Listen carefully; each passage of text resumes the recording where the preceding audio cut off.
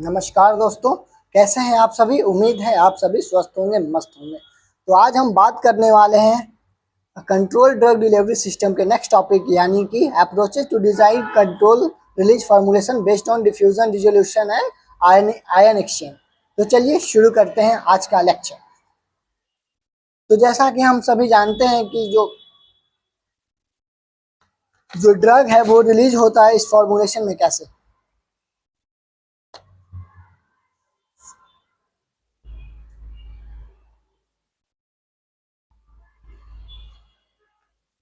Sustain release होता है, sustain release. तो यही अपना ग्राफ हो गया। तो समझते हैं कि हमारा डिजाइन कैसे होगा, कि मतलब फॉर्मुलेशन जो है रिलीज करेगा ड्रग स्लोली ओवर टाइम और मेंटेन करेगा स्टेडी लेवल को। अगर ड्रग मान लिया जाए सस्टेन लेवल करता है तो डोजिंग फ्रीक्वेंसी कम लेना पड़ेगा, यानी कि ये लंबे समय तक है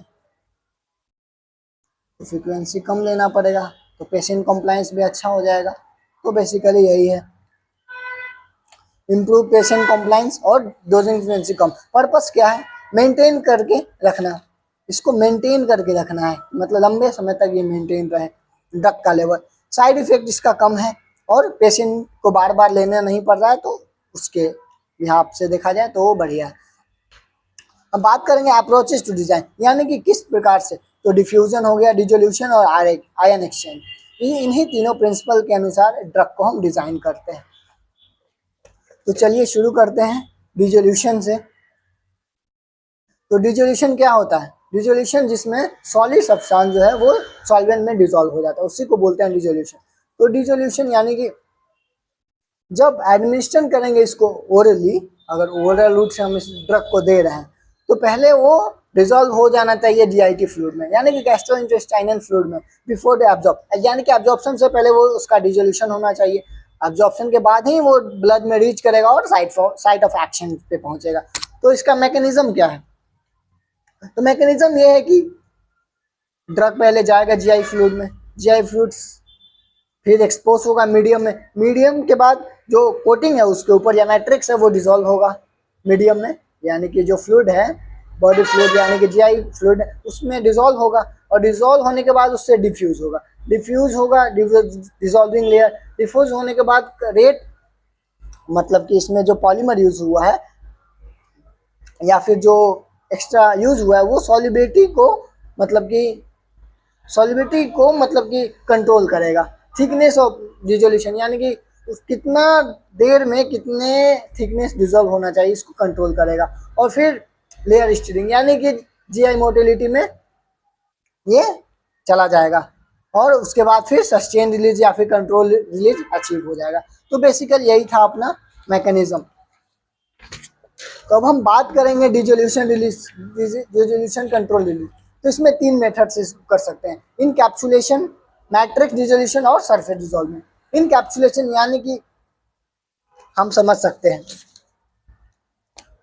इनकैप्सुलेशन यानी कि ये हो गया अपना ड्रग, इसके ऊपर कैप्सूल का एक लेयर हो गया, इसी को बोलते हैं इनकैप्सुलेशन। ये अपना ड्रग हो गया। तो बेसिकली यही है कि अपना एक्टिव इंग्रेडिएंट्स हो गया ये, और स्लोली डिसॉल्व होता है इसे पॉलीमर कोटिंग के कारण। तो बेसिकली यही था।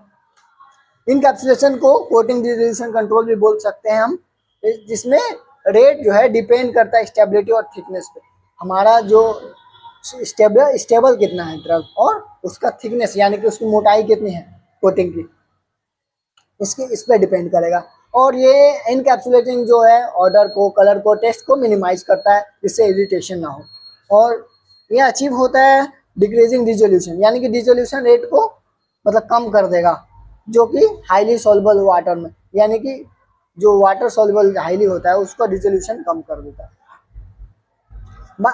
यानी कि rate of drug which are highly soluble water, मतलब कि उसका डिसोल्यूशन डिक्रीज कर देगा, या फिर उसका कोटिंग करके डिसोल्यूशन उसका कम कर देगा, जिससे स्लोली डिसॉल्व होगा मटेरियल, या फिर इनकॉम्परेट कर देगा जिससे जो है स्लोली डिसॉल्व कैरियर। इसका एग्जांपल है आरएनए स्पूलेट्स। तो हम बात करेंगे मैट्रिक्स डिसोल्यूशन की। तो मैट्रिक्स को बोलते हैं monolithic resolution control system. Matrix resolution को मोनोथिलिक भी बोलते हैं, मोनोलिथिक। इसको कंट्रोल कर सकते हैं पोरोसिटी ऑफ टैबलेट, यानी कि उसको अल्टर या बढ़ा या घटा सकते हैं।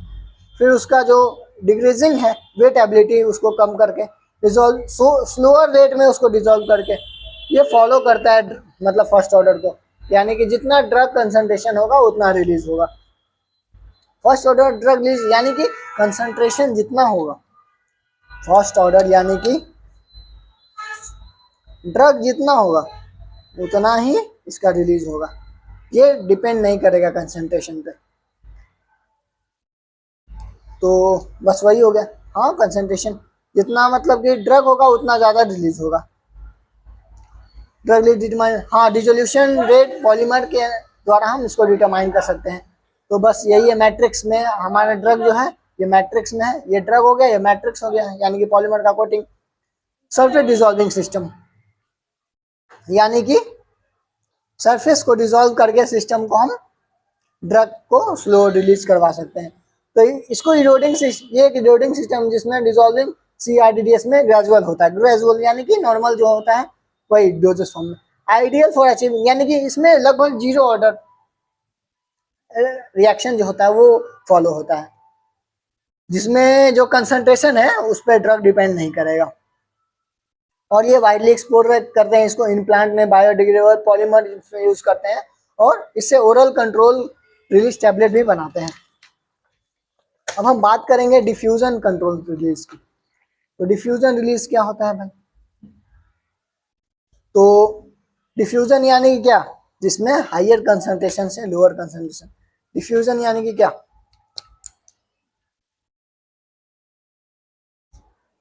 हायर कंसंट्रेशन लोअर कंसंट्रेशन, जो ड्रग है वो हायर से लोअर कंसंट्रेशन में आएगा, इसी को बोलते हैं डिफ्यूजन।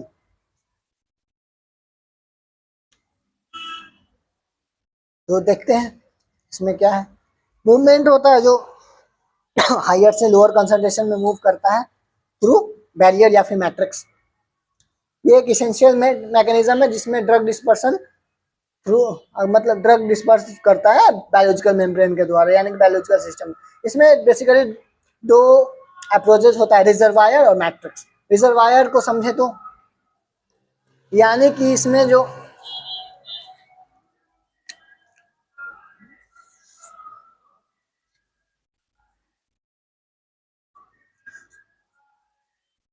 ये हो गया ड्रग और ये रिजर्वायर, पॉलीमर कोटिंग बोल सकते हैं इसको, यानी कि ड्रग को प्रोटेक्ट करके रखेगा और ये धीरे धीरे रिलीज हो जाएगा। तो बेसिकली यही है, drug control release by surrounding, इस जो इसके सराउंडिंग में है उसके अनुसार ड्रग रिलीज होगा। जब इसका पॉलीमर या फिर जो कोर है, कोटिंग है, वो धीरे धीरे डिफ्यूज करेगा और फिर प्रिडिक्टेबल रेट से वो डिसॉल्व होगा। इसको लेमिनेटेड मैट्रिक्स डिवाइस भी बोल सकते हैं हम। कॉमन पॉलीमर की बात करें तो HPMC, इथाइल सेलुलोज, और जैसा कि डायग्राम आप देख सकते हैं इसमें ये पॉलीमर हो गया, ये ड्रग जो होता है वो कोटिंग में इनक्लोज होता है रिजर्वायर सिस्टम से। मैट्रिक्स, मैट्रिक्स सिस्टम को, मैट्रिक्स सिस्टम हम पहले भी देख चुके थे, इसमें ड्रग डिस्पर्स होता है inside the matrix, control release occurs slowly, यानी कि इसमें ड्रग डिफ्यूज होता है स्लोली। क्यों? क्योंकि इसमें पॉलीमर का कोटिंग होता है मैट्रिक्स सिस्टम का, तो इसमें ड्रग स्लोली डिफ्यूज होगा और अपना पोरस स्ट्रक्चर से फिर डिसॉल्व होने के बाद डिफ्यूज होगा सेल मेम्ब्रेन से। और इसमें डिस्ट्रीब्यूशन यूनिफॉर्म होता है थ्रू आउट द मैट्रिक्स, यानी कि एक कांस्टेंट लेवल पे इसका डिस्ट्रीब्यूशन होगा ड्रग का। एग्जाम्पल की बात करें पॉलीमर का तो HPMC, इथाइल सेलुलोज। ड्रग का तो थियोफाइलिन सस्टेन रिलीज टैबलेट, यानी कि सस्टेन रिलीज थियोफाइलिन का जो टैबलेट होता है वो मैट्रिक डिफ्यूजन। तो देखिए ये अपना हो गया ड्रग।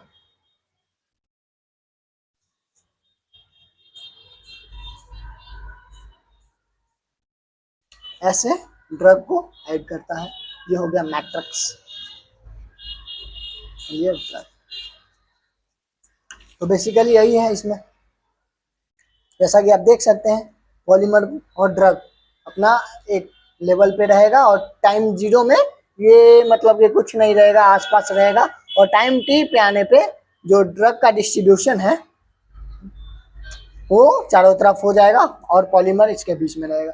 आयन एक्सचेंज की बात करें तो रिलीज करता है आयन, मतलब कि ड्रग को रिलीज कैसे होगा, जब एक्सचेंज ऑफ आयन होगा। जीआई फ्लूइड में जब आयन, जब रेजिन फॉर्म यानी कि ड्रग रेजिन कॉम्प्लेक्स बनाएगा तो इसका रिलीज होता है। आयन एक्सचेंज रेजिन यानी इसको यूज कब करते हैं, जब ड्रग बाइंड करेगा मॉलिक्यूल से, आयोनिक इंट्रैक्शन, आयोनिक बॉन्ड से जब इंट्रैक्शन होगा तब ड्रग को बाइंड करता है मॉलिक्यूल, उसके बाद रिलीज होता है। Ion resin cross link water insoluble में होता है और क्रॉस लिंकिंग होता है, आयोनाइजेबल फंक्शनल ग्रुप इसमें प्रेजेंट होता है। तो बस बेसिकली यही था। अब हम बात करेंगे नेक्स्ट टॉपिक यानी कि physicochemical properties of CRDDS. तो फिजियोलॉजिकल प्रॉपर्टी में पहला aqua solubility, partition coefficient, drug pK, drug solubility, molecular size, molecular weight और प्रोटीन बाइंडिंग। तो पहला शुरू करते हैं अपना एक्वा सॉल्युबिलिटी, यानी कि जो मॉडरेट सॉल्युबल ड्रग होते हैं वो आइडियल सस्टेन रिलीज के लिए, मतलब कि वो आइडियल होते हैं, वो सबसे अच्छे होते हैं। जो पीएच डिपेंडेंट सॉल्युबिलिटी, मतलब कि जो पीएच डिपेंडेंट जो ड्रग होते हैं सॉल्युबल ड्रग, वो इसमें प्रॉब्लम क्रिएट कर सकते हैं। ड्रग और बीसीएस क्लासिफिकेशन के जो थर्ड और फोर्थ ड्रग होते हैं वो सुटेबल कैंडिडेट नहीं होते। फर्स्ट सेकंड तो ठीक होता है, जिसमें हाई सॉल्युबिलिटी, हाई परमिबिलिटी है, लो सॉल्युबिलिटी और हाई परमिबिलिटी रहेगा, ये दोनों तो सुटेबल है, लेकिन ये दोनों सुटेबल नहीं है सीआरडीडीएस के लिए। अब बात करेंगे पार्टीशन कोएफिशिएंट की। तो पार्टीशन कोएफिशिएंट में जानते हैं कि फ्रैक्शन ऑफ ड्रग ऑयल और एक्वस फेज में रहता है, तो यही अपना फार्मूला, कंसंट्रेशन ऑयल फेज और कंसंट्रेशन इन एक्वस फेज। तो ड्रग लो और हाई जिसका पार्टीशन कोएफिशिएंट रहता है वो सुटेबल नहीं होते हैं, और जिसका नियर अबाउट सॉल्युबल रहता है वो सबसे अच्छे कैंडिडेट होते हैं। ड्रग पीके की बात करें तो ये फैक्टर है जो कि डिटरमाइन करता है ionization of drug physiological level पे, यानी कि फिजियोलॉजिकल पीएच पे डिटरमाइन करेगा ionization of drug. Higher ionize जो ड्रग होते हैं वो पुअर कैंडिडेट होते हैं, और pK range of drug ionize depend on pH, यानी कि जो एसिडिक ड्रग होते हैं उसके पीएच 3 से 7.5 के बीच होना चाहिए, और जो बेसिक ड्रग होता है वो 7 से 11 पीएच के बीच होना चाहिए। ड्रग सॉल्युबिलिटी की बात करें तो जो मतलब कि ड्रग हमारा स्टेबल होना चाहिए एसिडिक में, या फिर एंजाइमेटिक रिग्रेशन, या फिर जीआई फ्लूइड जो होता है, अगर इसमें स्टेबल है तो हमारा गुड कैंडिडेट फॉर सीआरडीडीएस है, यानी कि कंट्रोल ड्रग रिलीज के लिए सबसे अच्छा कैंडिडेट माना जाता है। लेकिन जो ड्रग डिग्रेडेट हो जाता है जीआई फ्लूइड में वो सुटेबल कैंडिडेट नहीं है, क्योंकि इससे हमारा बायो अवेलेबिलिटी घट जाएगा। अब हम बात करेंगे मॉलिक्यूलर साइज और मॉलिक्यूलर वेट की। तो मॉलिक्यूलर साइज जिसका कम रहेगा वो बढ़िया कैंडिडेट रहेगा, यानी कि सुटेबल कैंडिडेट। लेकिन मॉलिक्यूलर साइज जिससे 400 डेल्टन से कम है वो, मतलब 400 से कम है वो तो यूजुअली डिफ्यूज हो जाएगा, लेकिन 400 से ज्यादा जिसका है वो डिफिकल्टी करता है क्रॉस करने में बायोलॉजिकल मेम्ब्रेन से। प्रोटीन बाइंडिंग की बात करें तो जिसका प्रोटीन बाइंडिंग हायर होगा वो गुड कैंडिडेट नहीं होता है, मतलब कि मॉडरेट होना चाहिए प्रोटीन बाइंडिंग। और जो प्रोटीन कॉम्प्लेक्स, अगर प्रोटीन ड्रग का कॉम्प्लेक्स अगर बना दिया तो रिजर्वायर की तरह एक्ट करता है, जिससे हमारा ड्रग बढ़िया से, मतलब धीरे धीरे सस्टेन रिलीज होता है। बायोलॉजिकल प्रॉपर्टीज की बात करें तो absorption window, biological half life, dose size, therapeutic window, first pass metabolism. तो एब्जॉर्प्शन विंडो की बात करें तो एक मतलब कि जो लिमिटेड एब्जॉर्प्शन साइट शो करते हैं, जैसे कि जीआईटी में हो गया, जैसे कि डोडनम हो गया, जेजनम हो गया। मात्र मान लिया जाए ड्रग हमारा जीआईटी में, अगर हमारा ड्रग है सिर्फ डोडनम वाले पार्ट में एब्जॉर्ब हो रहा, तो ये सुटेबल नहीं होगा। इसीलिए हमारा जो लिमिटेड में अगर हो रहा है एब्जॉर्प्शन तो वो गुड कैंडिडेट नहीं, पुअर कैंडिडेट होगा। और जो पूरा में एब्जॉर्ब हो जाएगा, जैसे कि जेजिनम हो गया, इलियम हो गया, यानी कि लार्ज इंटेस्टाइन, स्मॉल इंटेस्टाइन, अगर एब्जॉर्ब हो जा रहा है तो वो आइडियल कैंडिडेट माना जाता है। बायोलॉजिकल टी हाफ की बात करें तो जो जिसका ड्रग का हाफ लाइफ 2 से 3 घंटा होता है वो सुटेबल कैंडिडेट माना जाता है, और जिसका 7 से 8 घंटा होता है वो सुटेबल नहीं माना जाता। लेकिन सुटेबल हाफ लाइफ इंश्योर करता है कि कंसिस्टेंट प्लाज्मा लेवल मेंटेन रहे कंट्रोल ड्रग का। डोज साइज की बात करें तो जो ड्रग होता है वो लार्जर अमाउंट ऑफ मतलब कि ड्रग कंटेन करना चाहिए कन्वेंशनल से, क्योंकि इसमें रिपीटेटिव यानी कि डोजिंग फ्रीक्वेंसी कम हो जाएगा, इस एलिमिनेट कर देता है उसको, डोजिंग फ्रीक्वेंसी को एक ही बार डोज लेना पड़ता है। और volume of sustain release should be as large, यानी कि लार्ज वॉल्यूम में लेते हैं जो कि एक्सेप्टेंस क्राइटेरिया के अंदर आना चाहिए। थेरेपेटिक विंडो की बात करें तो नैरो अगर थेरेपेटिक विंडो इसका है तो वो सूटेबल नहीं है, लेकिन डिलीवरी सिस्टम अगर फेल हो जाता है कंट्रोल रिलीज का, तो इसमें अगर मान लिया जाए ये हमारा ड्रग है, एक ही साथ ये पूरा रिलीज हो गया, अगर एक ही साथ पूरा रिलीज हो गया ड्रग, जाना तो चाहिए ऐसे, लेकिन अगर एक ही साथ तो डोज डंपिंग हो जाता है जिससे टॉक्सिसिटी होगा। तो बेसिकली यही समझाना चाह रहा है ये कि थेरेपेटिक विंडो होना चाहिए इसका नैरो, और अगर फेल हो जाता है हमारा कंट्रोल रिलीज करने में तो वो ड्रग टॉक्सिसिटी दिखा सकता है। फर्स्ट पास मेटाबॉलिज्म, तो अगर जिस ड्रग का मॉडरेट रहेगा तो वो तो सूटेबल है, लेकिन जिसका हाई रहेगा वो सूटेबल नहीं है। जिसका फर्स्ट पास मेटाबॉलिज्म अगर हाई है तो वो सूटेबल नहीं है वो कैंडिडेट, क्योंकि ये बायोएबिलिटी को घटा देता है, क्योंकि जो प्रोलॉन्ग एक्सपोजर है इंटेस्टाइन में वो इंक्रीज कर देता है मेटाबॉलिज्म को। तो आज के लिए इतना ही, मिलते हैं अगले वीडियो में, धन्यवाद।